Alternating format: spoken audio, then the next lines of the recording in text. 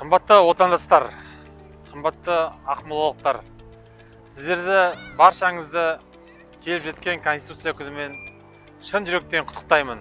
Конституцияның қысқаша тарихына тоқталатын болсақ, алғашқы Конституция 1993 жылы қабылданған болса, ол кезде парламенттік республика болып жарияланған болатын. Кейін ол 95 жылы жалпы халықтық референдум нәтижесінде президенттік республика болып қайта қабылданды. 95 жылдан бері қарап отырсақ, 29 жыл өткен екен.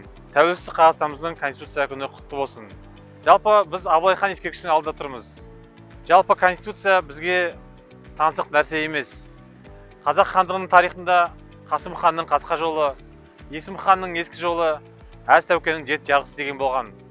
Кейін Абылай ханның заманында жарғысы заңдар жинағы жұмыс істеді.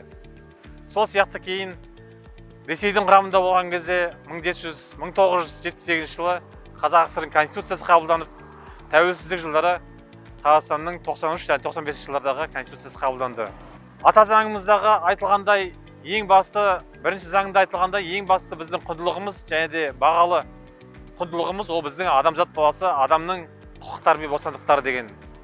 Сондықтан осы құқықтар мен бостандықтар жолында Қазақстанның Конституциясы мызғымас болсын, ары қарай жұмысын жасай берсін деген ниеттеміз.